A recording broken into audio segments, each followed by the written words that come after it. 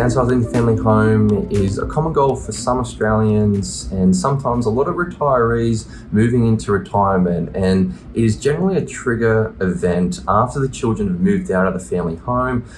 There might be a lot of rooms in the family home that are vacant and not really necessary to have anymore. Maybe it's just moving to something a little bit more simpler to manage, or moving from a double story to more of a single story to make things a little bit more easier to manage in retirement, or freeing up additional capital to make things a little bit more easier in retirement. Depending on your circumstances, there might be an option for you to contribute some of the sale proceeds of your principal place of residence into superannuation via what's called a downsizer contribution. Now, if you are aged 55 or older, both you and your spouse might be eligible for up to $300,000 to contribute into your superannuation fund using the proceeds from your family home. Now, some of the distinct advantages of taking advantage of this downsizer contribution is that there's no upper age limit. Although that 55 is sort of the entry level age for making the downsizer contribution, there's no upper limit, or there's no older age where you are restricted to make the downsizer contribution. So you can be 70, you can be 80, 90, 100, it doesn't matter. You can make a downsizer contribution regardless of how older you are post the age of 55. Now, there's no total super balance restrictions. What legislation restricts most superannuation members to is, depending on your total superannuation balance as at the previous 30 June, for voluntary contributions such as carry forward contributions and non-concessional contributions, there might be restrictions on how much you can get into superannuation based on your total superannuation balance. But with the downsizer contribution, regardless of your superannuation balance, you could have $100,000, you could have $3 million in your superannuation fund, but you can still have the ability to make a downsizer contribution.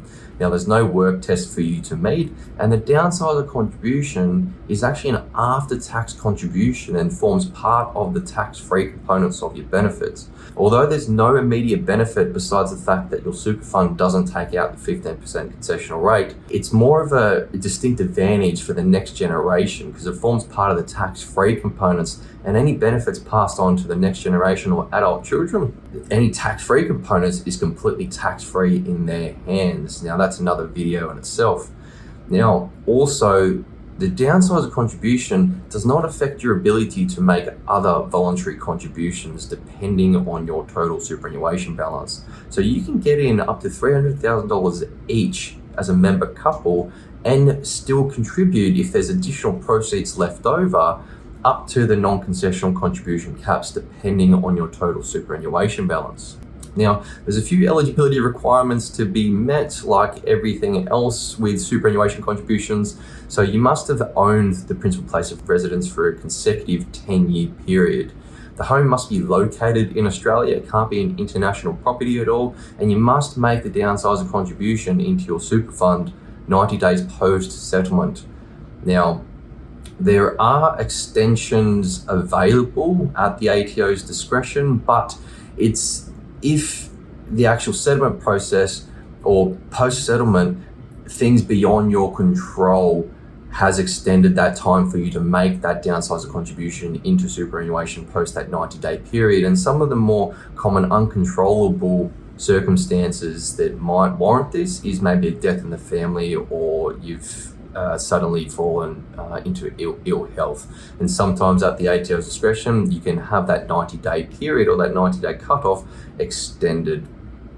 Now, you must be age 55 or older. Like I said, there's no upper age restriction, but age 55 is the entry age to make downsizer contributions.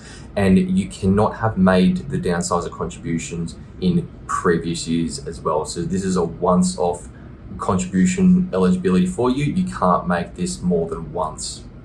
Now, it's very important to provide the super fund, your super fund trustee, an eligible downsizer contribution form at or prior to making the downsizer contribution. So that's a very important piece to note.